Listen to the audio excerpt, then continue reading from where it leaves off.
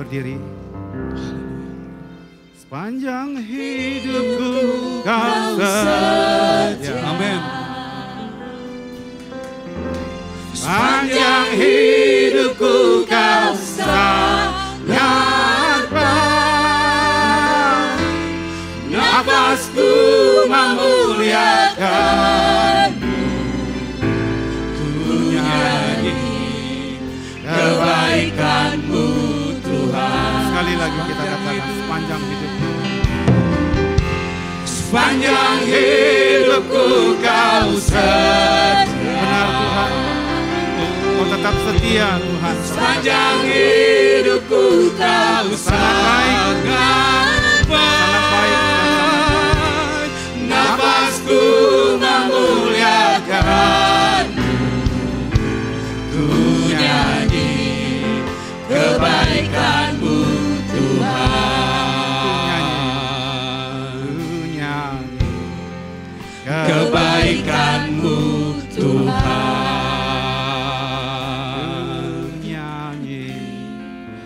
Kebaikanmu Tuhan. Haleluya. Haleluya. Haleluya. Haleluya. Haleluya. Sepanjang kehidupan kami Tuhan, Engkau Allah kami yang setia. Amin. Sepanjang kehidupan kami ya Bapa, Engkau tetap Allah kami yang baik. Amin. Yang menyertai di dalam segala keadaan kehidupan kami. Bahkan saat badai menerpa kami, tangan-Mu yang ajaib mengangkat, Amin. membangkitkan kami, Amin, Tuhan. menolong dan mengangkat kami ya Tuhan. Oleh sebab itu, biarlah nafas kami, bibir kami dan mulut kami mengagungkan dan mengatakan Engkau Allah kami yang baik dan yang setia. Pada pagi hari ini Tuhan, kami boleh mempersiapkan hati kami. Kami boleh mendengarkan lagi berita Injil, firman-Mu Tuhan. Bapa berkata-katalah, sampaikanlah firman-Mu Tuhan. Jemaat-Mu dan kami semua siap untuk menerimanya. Hati kami bagaikan tanah yang subur, yang siap untuk ditabur oleh firman Tuhan. Biarlah Roh-Mu Tuhan yang bekerja, menyingkapkan rahasia-rahasia kerajaan-Mu Tuhan atas jemaat-Mu. Supaya kami boleh memandang dan melihat dan menyaksikan bahwasanya Tuhan bersama-sama dengan kami. Urapi hamba-Mu yang akan menyampaikan firman-Mu pada hari ini ya Bapa. Biarlah perkataan bibir hamba-Mu boleh meneguhkan, menguatkan dan memberkati setiap umat-Mu yang hadir pada pagi hari ini. Terpujilah nama-Mu, di dalam nama Yesus Kristus kami ucap syukur dan berdoa. Amin. Amin. Silakan duduk Bapak Ibu Saudara yang terkasih dalam nama Tuhan Yesus. Shalom saudara, kita bersyukur melalui puji-pujian kita. Kita menyatakan kepada Tuhan bahwasanya sepanjang hidupku Tuhan, Engkau Allahku yang setia. Sebab kita telah melihat perbuatan-perbuatan Tuhan yang setia dan ajaib dan kebaikan-kebaikan Tuhan di dalam kehidupan kita sehari-hari, di dalam perjalanan baik kita di dalam kota, di luar kota, dalam rumah, di luar rumah. Kita boleh melihat kebaikan Tuhan di dalam kehidupan kita. Amin. Pada minggu ini kita sudah masuk ke bulan April. Dan bulan ini adalah bulan yang penuh dengan berkat. Penuh dengan ridho. Ya, penuh dengan kemenangan-kemenangan. Amin. Karena kita akan memasuki Paskah nanti, bukan hari raya saudaraku. Kita mau itu Paskah. Beberapa hari lagi kita akan masuki Paskah, di mana kita akan boleh melihat pengorbanan, penebusan dan kemenangan yang telah Tuhan berikan, yang Tuhan telah menang atas maut. Tuhan telah menang di atas kayu salib. Dan kita boleh nanti akan bersama-sama menyaksikan dan juga merasakan bagaimana kita bisa mengikuti Paskah. Nah, sebelum kita mendengarkan firman Tuhan, saya mau bercerita tentang kisah yang minggu lalu saya ketika masih di Medan, saya mendengarkan berita bahwasanya di Pekanbaru itu hari Minggu yang lalu itu ada fenomena alam. ya di Pekanbaru. Saudara yang di Pekanbaru pasti sudah merasakan ya, yaitu fenomena adanya hujan batu es, bukan es aja. Kalau es kan dingin dia. Ini batu. Ada batu-batunya, ya. Dan fenomena ini bukan sesuatu tidak lazim. Ya, karena ketika kita lihat awan gelap, kemudian kita lihat ini bakalan datang hujan. Lalu kita pikir ternyata ya air seperti biasa ya, air turun. Namun pada minggu yang lalu itu fenomenanya ada batu es. Ya. Kalau saya belajar waktu saya SMA, sirkulasi alam ini ya sebelum turunnya hujan itu berasal daripada penguapan oleh karena panas. Jadi air sungai atau laut dipanaskan oleh matahari, kemudian menguaplah air itu menjadi uap air. Air yang di dalam sungai dan genangan itu menguap menjadi uap air.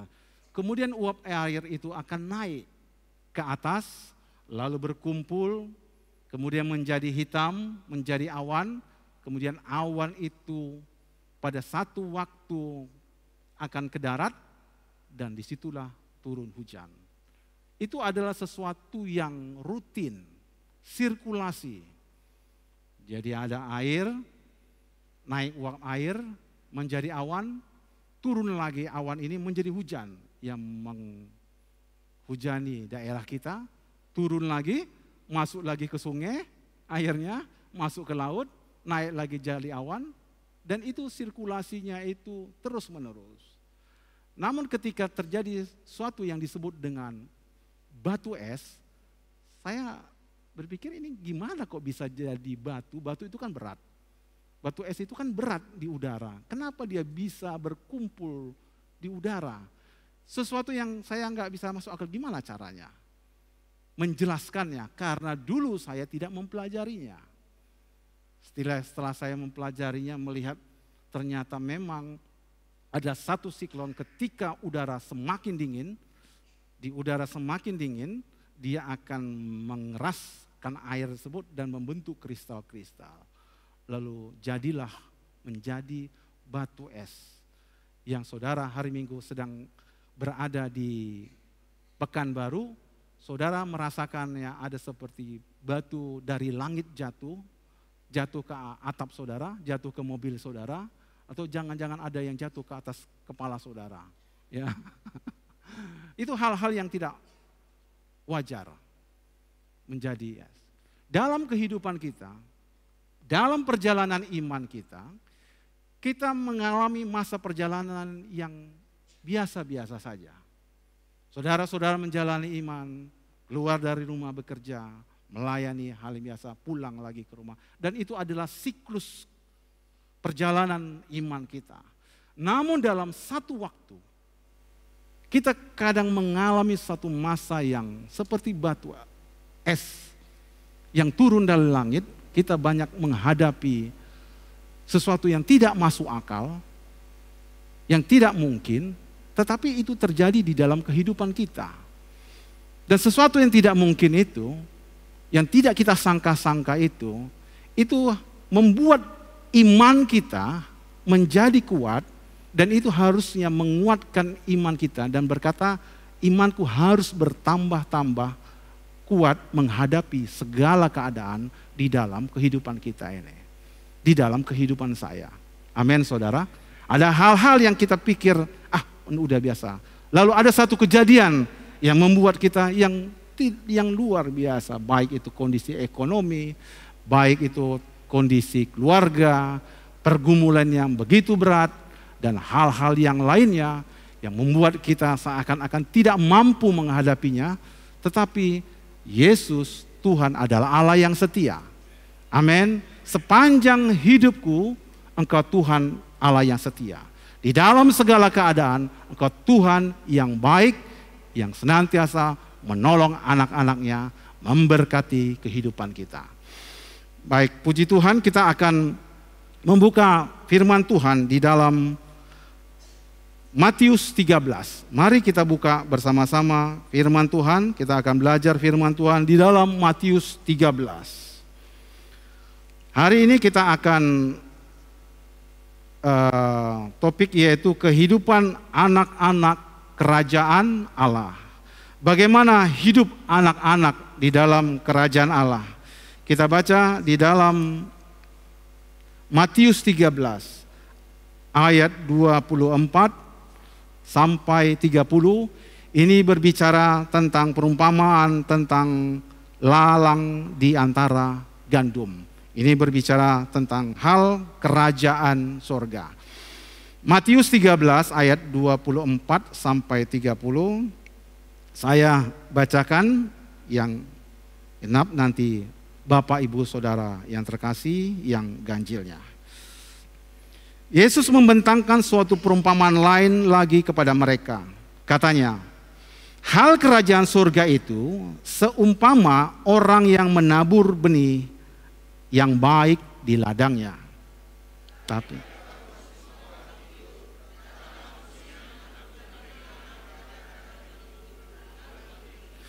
ketika gandum itu tumbuh dan mulai berbulir, nampak jugalah lalang itu.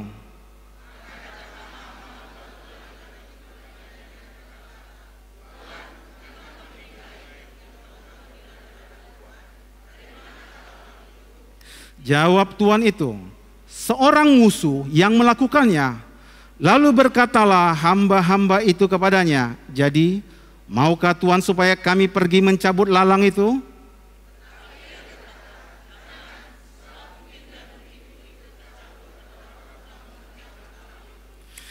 Biarkanlah keduanya tumbuh bersama-sama sampai waktu menuai. Pada waktu itu aku akan berkata kepada para penuai, kumpulkanlah dahulu lalang itu dan ikatlah berberkas-berkas untuk dibakar. Kemudian kumpulkanlah gandum itu ke dalam lumbungku.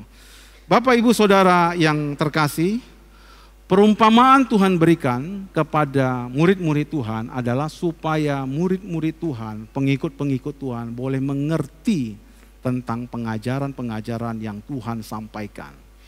Sehingga Tuhan mengajarkan melalui perumpamaan, yaitu suatu kisah dalam kehidupan sehari-hari. Jadi Yesus mengajarkan firman Tuhan, dia mengambil suatu contoh, suatu perumpamaan yang terjadi dalam kehidupan sehari-hari. Dia tidak menceritakan hal-hal yang begitu tingginya kepada murid-muridnya, karena akan sulit diterima. Sehingga dia menggunakan perumpamaan, yaitu situasi keadaan yang ada di kehidupan sehari-hari, supaya orang bisa mengerti dan bisa merenungkan dan juga menerapkannya dalam kehidupan sehari-hari. Kalau di dalam ayat yang ke-23, 24, Yesus membentangkan suatu perumpamaan lain kepada mereka, katanya, hal kerajaan surga itu seumpama orang yang menaburkan benih yang baik di ladang. Ladang itu bicara tentang dunia ini. Amin. Ladang itu adalah dunia ini.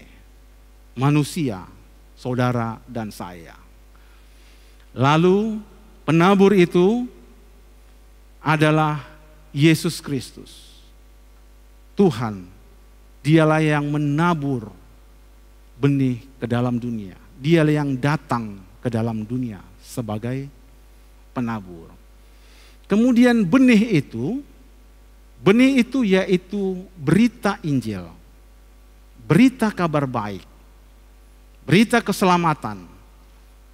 Jadi benih itu adalah berita kabar baik yang ditaburkan oleh Kristus melalui kedatangannya ke dalam dunia ini. Jadi dia menabur ke ladang, menabur ke dunia ini, memberitakan kabar baik, memberitakan kabar keselamatan, memberitakan kabar kehidupan bagi manusia, supaya setiap orang yang menerima Kristus, yang menerima Injil itu mendapatkan keselamatan, mendapatkan kehidupan. Amin, saudara? Amin. Dan benih yang ditabur itu jatuh ke tanah, jatuh ke orang-orang yang menerimanya. Dan tanaman gandum itu adalah anak-anak kerajaan Allah. Yaitu anak-anak yang menerima berita Injil. Jadi saudara-saudara yang terkasih, jemaat Tuhan di tempat ini, saudara yang telah menerima Injil, menerima berita keselamatan itu, itulah yang disebut dengan anak-anak kerajaan Allah. Amin saudara. Saudara adalah anak-anak kerajaan Allah. Karena saudara dan saya sudah menerima Injil itu. Menerima keselamatan itu. Amin. Sampaikan kiri dan kanan, kamu adalah anak-anak kerajaan Allah. Kamu adalah anak-anak Allah. Ya. Kamu itu anak-anak Tuhan. Amin saudara. Udah tahu sebelah-sebelahnya? Jadi sebelah saudara itu tidak ada yang anak setan. Tidak ada anak iblis yang datang ke sini, saudaraku. Saudara itu anak-anak Tuhan. Ya, jangan nanti bilang, aku gak suka sama itu, kayak anak setan itu yang datang itu. Saudaraku, setiap orang yang menerima Injil itu, menerima kasih Tuhan itu, disebut dengan anak-anak kerajaan Allah. Dia itu adalah sebagai gandum. Karena Tuhan yang telah menaburkannya ke hati saudara dan kita menerimanya. Berita Injil itu bertumbuh di dalam kehidupan kita. Sehingga kita disebut dengan anak-anak Allah. Sehingga jemaat Tuhan ini adalah jemaat yang merupakan anak-anak kerajaan Allah. Saudara harus mengakuinya itu. Karena Tuhan mengatakan bahwasanya dia sudah menaburkan. Dan gandum itu anak-anak kerajaan Allah. Jadi saudara ketika menerima Injil, jangan lagi saudara tertuduh dengan tuduhan-tuduhan dari si jahat. Aku ini masih berdosa, kayak masih anak setan, kelakuan kemiskinan. Saudara anak-anak Tuhan. Titik. Atau kalau mau ditambah koma lagi, gak ada lagi koma-koma. Saudara anak-anak yang sudah ditebus. Saudara dan saya. Tidak ada lagi kompromi, kau kayaknya masih, kulihat kayak masih ada setan-setanmu. Enggak ada setan-setan, udah anak Tuhan semuanya di sini, enggak ada anak-anak setan. Saudara sudah menerima berita Injil, sudah menerima kasih Tuhan. Dan saudara dalam ibadah-ibadah kita ini, kita akan belajar firman Tuhan, saudara mendengarkan firman Tuhan, saudara datang ke persekutuan doa, saudara belajar firman Tuhan, berdoa, saudara datang dalam doa-doa jemaat, itu saudara belajar firman Tuhan, saudara memelihara Injil itu, memelihara iman itu, sehingga saudara bisa bertumbuh di dalam Tuhan. Dan saudara berbuah di dalam Kristus. Dan buah itu adalah buah yang manis. Amin saudara, buah yang baik. Sehingga anak-anak kerajaan menghasilkan buah-buah yang baik dalam kerajaan Allah. Efesus 2 ayat 10. Efesus 2 ayat 10. Kita baca sama-sama. Ada teksnya?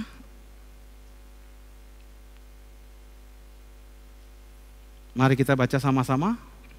1, 2, 3, ya. Karena kita ini buatan Allah, diciptakan dalam Yesus Kristus untuk melakukan pekerjaan baik yang dipersiapkan Allah sebelumnya. Ia mau supaya kita hidup di dalamnya. Karena kita ini adalah ciptaan Allah. Karena benih Injil, benih firman itu sudah kita terima. Sudah kita terima. Dan kita mengakui Yesus sebagai Tuhan dan Juru Selamat. Lalu ciptaan yang baru itu, yang diciptakan di dalam Yesus Kristus, kita diciptakan untuk melakukan pekerjaan-pekerjaan yang baik. Yang sudah Allah persiapkan. Amin saudara. Tuhan menciptakan kita untuk kita dapat melakukan perbuatan-perbuatan yang baik. Perbuatan-perbuatan yang memuliakan Tuhan. Perbuatan-perbuatan yang membangun dan meneguhkan. Yang memberkati orang-orang di sekitar kita. Saudara diciptakan untuk boleh melakukan perbuatan yang baik, menolong orang-orang di sekitar saudara. Saudara diciptakan untuk saudara diberikan kemampuan dari Tuhan menghadapi segala tantangan dan persoalan apapun dalam hidup saudara. Dan saudara bisa bertahan. Amin. Saudara bisa bertahan. Dan sampai hari ini juga saudara bisa bertahan, bisa hadir, beribadah di tempat ini.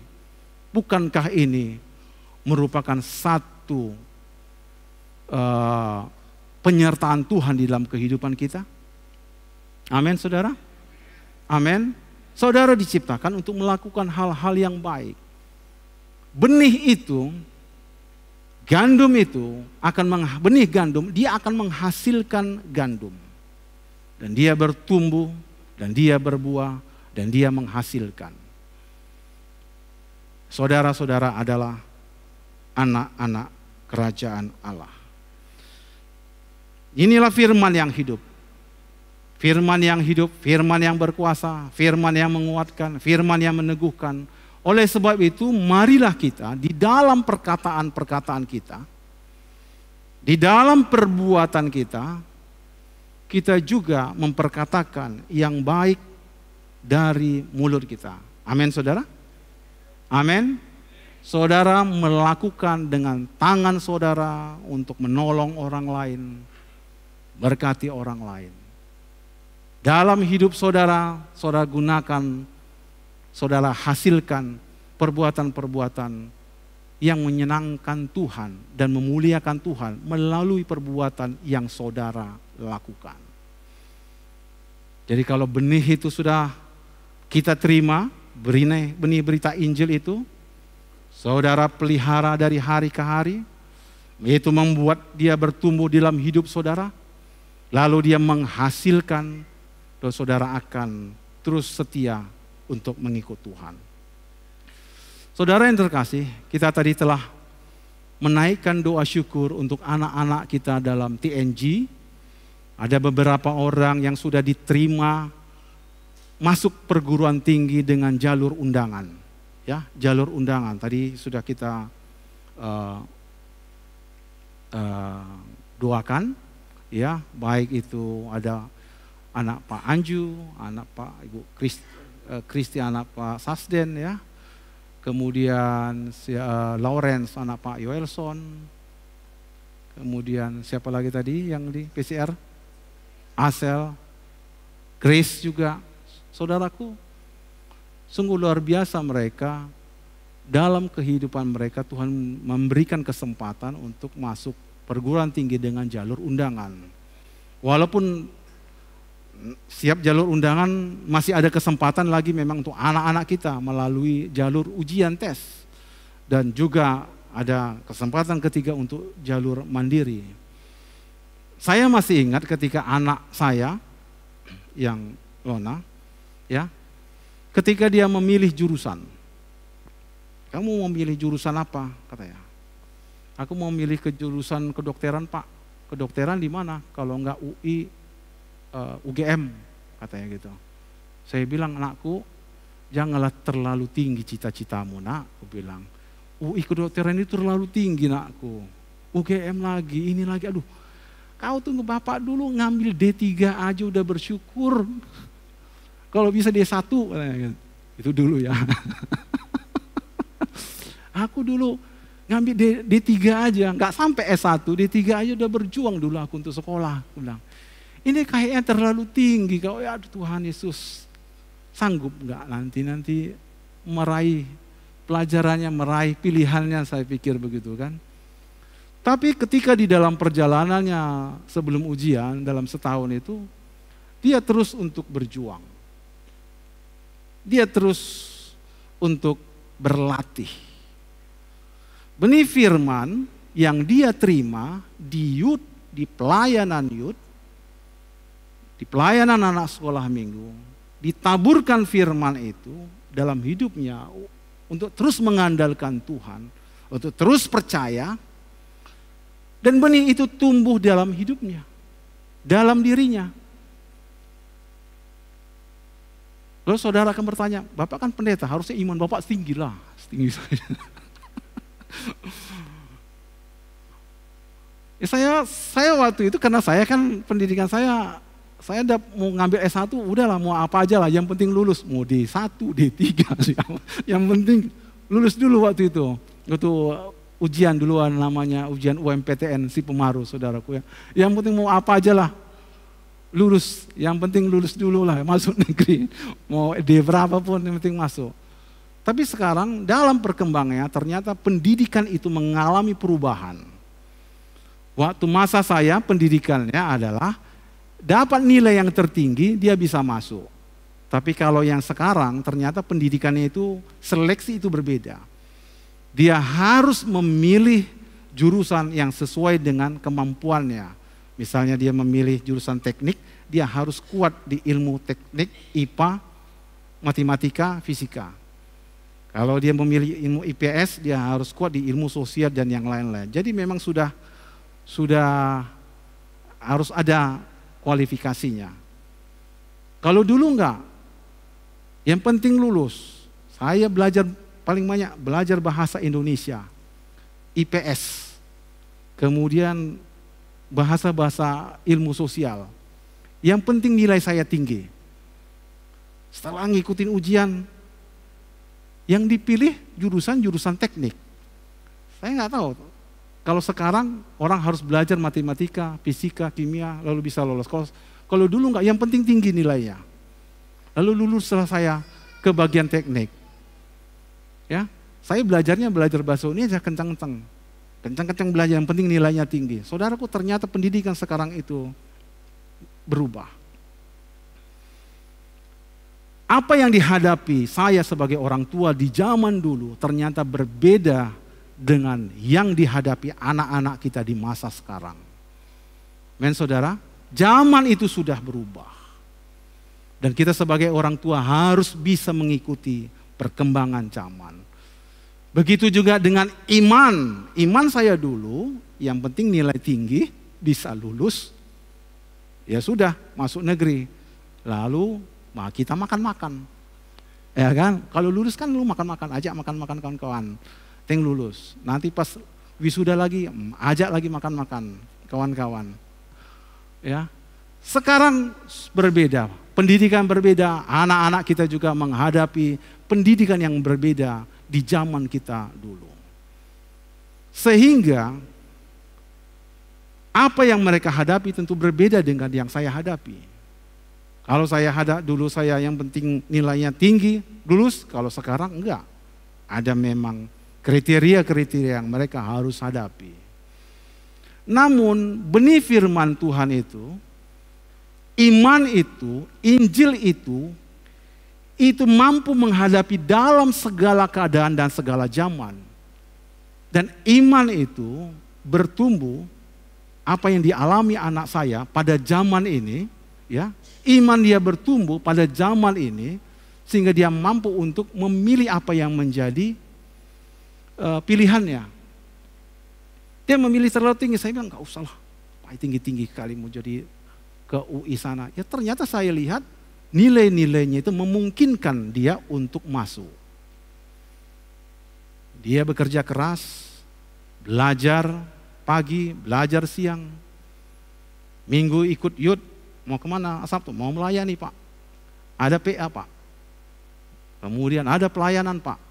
Nah sekarang pun dia ikut juga pelayanan di KMK, pelayanan. Aku bilang banyak kali pelayananmu, tapi cita-citamu tinggi. Aku bisa melihat bahwasanya saat kita menaburkan benih, saat kita melayani, Tuhan membukakan dan menyingkapkan rahasia-rahasia sehingga cita-citanya Tuhan bukakan dan Tuhan membuka jalan buat anak-anak kita. Amin saudara. Amin. Zaman ini zaman yang berubah. Tapi berita Injil itu kekal selama-lamanya sampai ke anak-anak kita. Jadi kita bersyukur buat anak-anak kita.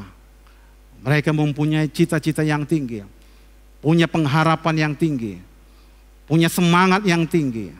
Namun saudara dan saya sebagai orang tua harus menanamkan Injil, kasih, penyertaan Tuhan, dan pengharapan. Sehingga dalam segala keadaan pun mereka berhasil. Lalu saya bilang sama anak, udahlah masuk aja lah di UNRI ini, gue bilang. UNRI ini pun bagus ini, kualifikasi A nih. Apalagi sekolah Pelita Indonesia, Lancang Kuning, UIR, banyak di sini kampus-kampus. Udah Pak, aku udah mendoakannya ke sana Pak, katanya. Ayo sudah, kalau sudah doakannya ke sana, gimana mau dibilang, kan udah didoakan kan. Padahal di sini banyak kampus-kampus yang bagus-bagus. Tapi karena memang dia sudah mengarahkannya ke sana, ya lanjutkanlah perjalananmu dan sampailah kau kepada tujuan. Saya bilang, ya Pak, katanya gitu. Oke, kita lanjutkan. Itu tadi kisah yang pertama, bahwasanya gandum itu adalah anak-anak yang kerajaan Allah. Kemudian yang kedua kita baca ayat yang ke-25 sampai yang 29. Tetapi pada waktu semua orang tidur, datanglah musuhnya menaburkan benih lalang di antara gandum itu, lalu pergi. Ketika gandum itu tumbuh dan mulai berbulir, nampak jugalah lalang itu. Maka datanglah hamba-hamba Tuan ladang itu kepadanya dan berkata, Tuan, bukankah benih baik yang Tuan taburkan di ladang Tuan? Dari manakah lalang itu? Jawab Tuan itu, seorang musuh yang melakukannya. Lalu berkatalah hamba itu kepadanya, jadi maukah Tuan supaya kami pergi mencabut lalang itu? Tetapi ia berkata, jangan, sebab mungkin gandum itu ikut tercampur pada waktu kamu mencabut lalang itu. Pada waktu tidur ada musuh yang menaburkan benih lalang. Musuh itu adalah si jahat, iblis, ya, si pemberontak. Jadi musuh itu adalah si jahat atau iblis. Lalang itu adalah anak-anak si jahat, anak-anak iblis yang mau mengikuti si jahat itu. Saudaraku yang terkasih, dikatakan pada waktu malam datang si jahat untuk menaburkan lalang di antara gandum itu. Dalam kehidupan kita ini, ketika kita anak-anak Tuhan, saudara anak-anak kerajaan Allah, saudara hidup di dalam iman, namun ada satu waktu, di saat kita lengah, di saat kita tidur, di saat kita tidak berjaga-jaga, kita mulai kendor membaca firman Tuhan, kita mulai kendor untuk berdoa, atau kita mulai sibuk dengan urusan-urusan pribadi kita, lalu datanglah si jahat yang menaburkan lalang dalam orang-orang yang percaya. Lalang itu adalah ajaran-ajaran yang sesat.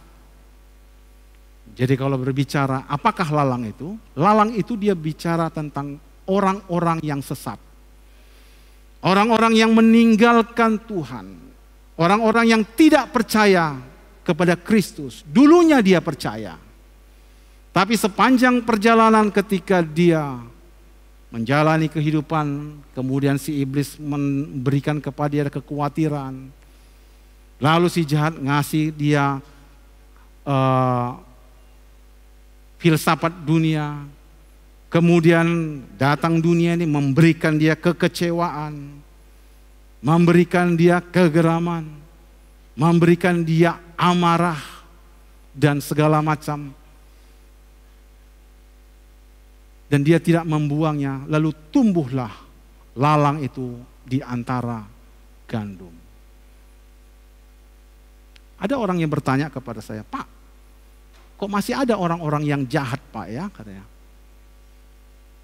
Saya bilang mereka itu sebenarnya bukan orang yang jahat. Jadi tidak ada orang yang jahat. Mereka itu mengikuti lalang, mengikuti apa yang disampaikan oleh dunia ini. Mereka menolak Tuhan. Saya bilang, jadi nggak ada orang yang jahat. Hanya apakah yang mereka terima? Ketika saudara menerima berita Injil itu, lalu berbuahlah itu dengan hal-hal yang baik. Amin, saudara. Lalu ada musuh memberikan kepada saudara dalam pikiran kita ketakutan. Matilah kamu, lihat itu, udah gak ada lagi berhasil hidupmu. Kemudian ketika kita dihadapkan dengan situasi ekonomi, matilah kamu, lihatlah, gak makan lagi kamu. Itulah, ikut-ikut Tuhan kamu kan, akhirnya kayak ginilah keadaanmu katanya. Itu kan semua lalang yang diberikan dalam pikiran dan hidup kita. Sementara saudara-saudara kita, tetangga-tetangga kita, puasa 30 hari. Ya, sekarang sedang puasa 30 hari. Makan sahur dan berbuka puasa. Dan mereka makannya sedikit. Makan sedikit, kemudian puasa. Saya lihat gak banyak yang mati gara-gara makannya sedikit. Gak tiap hari banyak yang mati. Kenapa? Karena bukan makanan itu yang memberikan kehidupan. Tapi Tuhanlah yang memberikan kehidupan. Amin. Amin. Kenapa kita begitu khawatir akan hidup ini? Karena begitulah kita diajarkan karena dunia ini. Begitu takut kita akan tidak makan, tidak hidup dan segala macam. Sehingga itu merusak iman yang sudah bertumbuh di dalam kehidupan kita. Dan mengapa gandum itu harus dipisahkan dengan lalang? Saudaraku, ternyata pada masa itu lalang itu mengandung racun. Jadi ketika dia mengandung racun, dia tidak boleh dicampur dengan gandum. Karena dia akan merusak. Bagaimanakah kehidupan orang-orang yaitu yang ditabur oleh karena lalang tersebut? Mari kita baca di dalam Kolose 3. Kolose 3 ayat 5 sampai 10. Ada?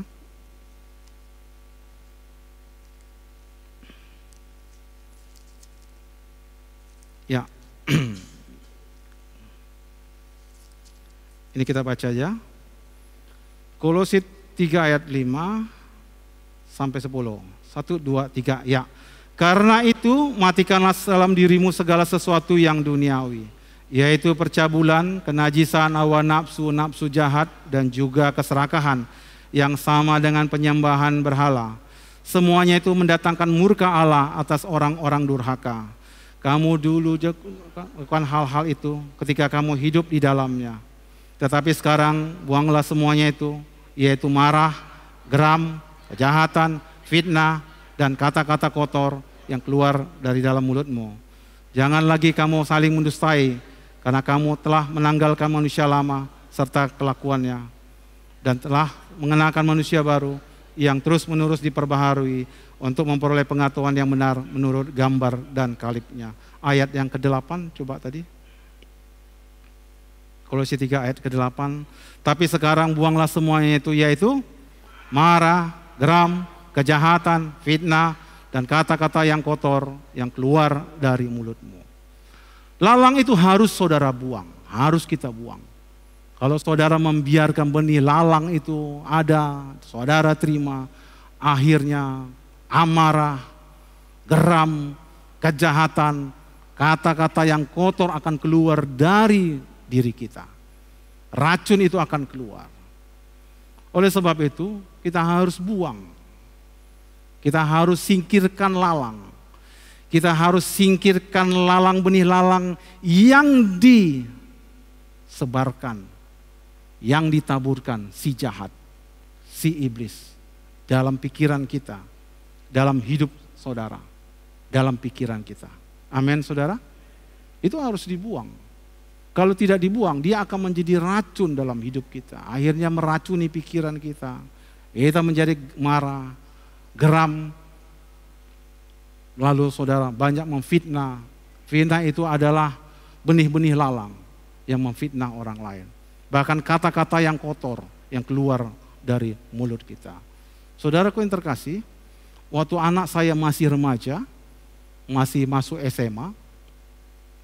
Dia masuk SMA dan masa dalam pertumbuhannya, dia banyak bergaul dengan teman-temannya. Jadi satu waktu pas pulang ke rumah, suatu kali anak saya ini berkata-kata dan ngomong-ngomong mencarut. Ya, kata-kata kotor. Lalu kami tegur anak kami ini. Kamu kenapa kata-katamu kotor? Kenapa kamu mencarut? Lah, Pak kan udah biasa Pak. Loh, siapa pula yang ngajarkan ini? Kenapa kok biasa katanya? Di sekolah kami Pak, kalau kata-kata yang kotor itu udah biasa kawan-kawanku tuh Pak. Katanya. Jadi apa dibilang kok? Ya beginilah.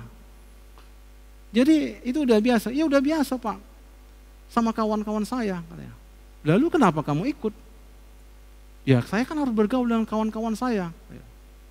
Lalu saya bilang, anakmu kamu hidup itu sudah di dalam terang. Kamu hidup sudah di dalam terang. Orang-orang yang marah, jahat, kata kotor itu, mereka masih hidup dilingkupi oleh karena kegelapan. Karena mereka nggak mengerti apa yang mereka ucapkan, apa yang mereka lakukan. Oleh sebab itu kamu harus datang menjadi terang di tengah-tengah mereka. Tapi mereka semua udah begitu Pak, harus menjadi terang. Sebab terang itu akan selalu menang terhadap yang gelap. Amin saudara. Ini terang ini, kalau terang ini dimatikan lampu, maka gelaplah semuanya ini. Tapi kalau terang ini datang, gelap itu akan lari. Kalau saudara datang sebagai terang Kristus, maka akan menerangi di sekitar saudara. Amin. Dan kegelapan itu akan menyingkir. Dan itu berminggu saya diajarkan, kami ajarkan, istri juga mengajarkan, mendidik anak kami, supaya hidup di dalam terang, selalu penuh oleh kasih. Walaupun mereka berkata-kata yang kotor, jangan ikut-ikutan. Bahkan sampaikan kepada mereka, kepada kawan-kawanmu, supaya kita memperkatakan perkataan yang baik, perkataan-perkataan yang positif, perkataan-perkataan yang membangun, bukan perkataan-perkataan kalah, perkataan-perkataan stres, perkataan-perkataan kekecewaan, amarah, dengki, fitnah. Buanglah semua itu seperti yang disampaikan. Hari ini ada penyerahan anak, ada 3 keluarga di tempat ini yang akan menyerahkan anaknya. Ya, hari ini ada penyerahan anak. Penyerahan anak itu berarti kita menyerahkan anak kita kepada Tuhan. Ada keluarga Amos, keluarga Yeremi, Simamora, sama keluarga Butar-Butar. Ada 3 anak akan diserahkan pada hari ini. Penyerahan anak itu artinya kita menyerahkan anak kita kepada Tuhan dan kita doakan supaya perlindungan, penyertaan Tuhan, kuasa roh Tuhan menyertai anak kita. Amin. Dan kita akan doakan bersama-sama anak ini. Supaya anak ini dipenuhi oleh Roh Kudus. Sehingga dalam perjalanannya anak ini menerima perlindungan dan keselamatan yang daripada Tuhan. Namun dalam perjalanannya, penyerahan anak ini juga itu berarti satu ikatan perjanjian antara orang tua dan Tuhan, bahwasanya orang tua itu bertanggung jawab untuk mendidik anak-anaknya di dalam Tuhan. Amin. Orang tua berjanji untuk mendidik anak ini pada jalan-jalan Tuhan, mendidik anak ini menerima keselamatan yang daripada Tuhan, mendidik anak ini memahami, mengenal Tuhan, mengenal Kristus, sampai dia nanti menerima Kristus secara pribadi di dalam kehidupannya. Jadi kalau sudah berjanji kepada Tuhan, orang tua bertanggung jawab mendidik anaknya dalam terang firman Tuhan. Amin. Ini orang tua, amin. Orang tua bertanggung jawab. Jangan nanti menyangka, sudah kuserahkan anakku. Udahlah mau jadi apa nanti terserah Tuhan. Apa nanti mau dibuat Tuhan, terserah Tuhan lah itu. Gak ada lagi urusan aku sebagai orang tua. Yang penting kasih makan, mau sekolah dia. Ada duit disekolahkan, kalau enggak ada ya suruh kerja. Saudaraku yang terkasih, saudara mengikat perjanjian dengan Tuhan untuk mendidik anak-anak kita ini di dalam Tuhan. Itulah makna penyerahan anak. Karena anak ini bagaikan ladang. Kalau kita berikan dia benih gandum yang baik, maka dia akan bertumbuh menjadi yang baik. Kalau kita memberikan benih yang tidak baik atau dunia ini yang akan menjadi gurunya atau tuannya, maka dia akan menjadikan dunia ini menjadi tuannya.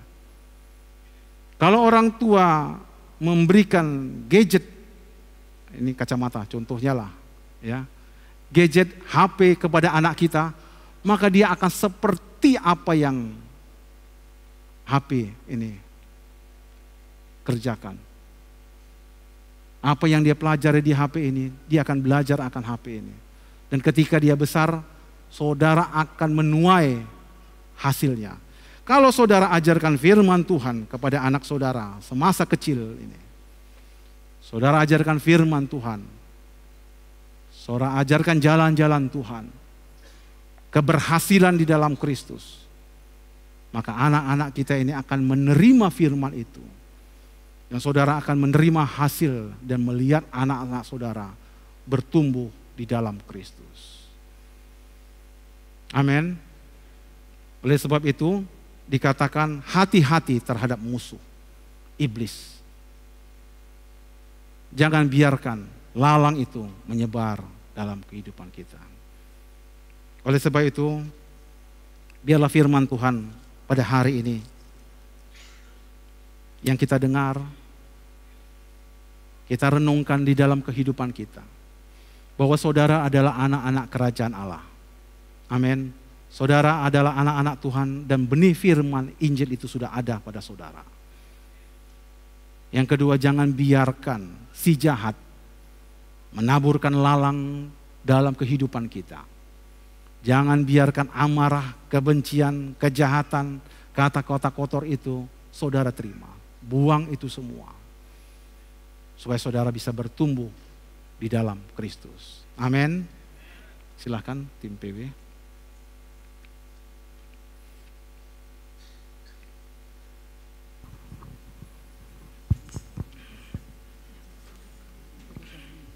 Biarlah kehidupan Kristus ada di dalam kehidupan kita. Saudara, sadarilah bahwa saudara adalah anak-anak Tuhan. Saudara-saudara adalah anak-anak kerajaan Allah. Saudara dan saya sudah ditebus.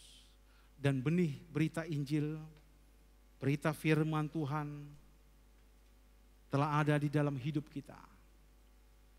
Biarlah itu bertumbuh di dalam kehidupan kita. Jangan biarkan musuh, jangan biarkan si jahat menaburkan benih lalang yang akan merusak seluruh kehidupan kita. Yesus.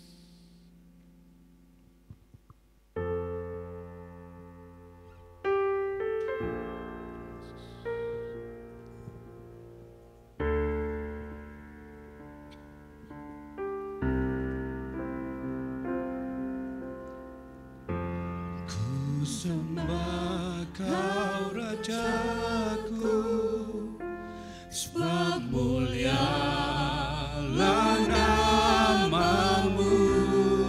Amin. Mari kita semua bangkit berdiri, Bapak Ibu Saudara. Ku sembah Kau Tuhanku, sebab kasih-Mu bagiku. Takut dan ragu, karena Kau ada dalamku.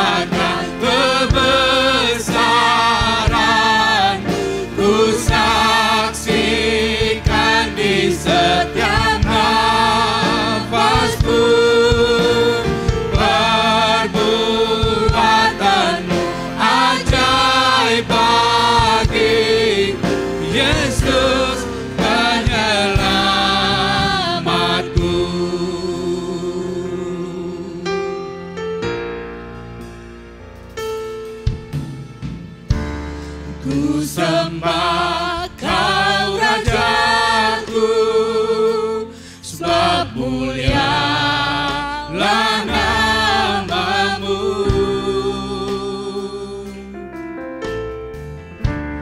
Ku sembah Kau Tuhanku, sebab kasih-Mu bagiku.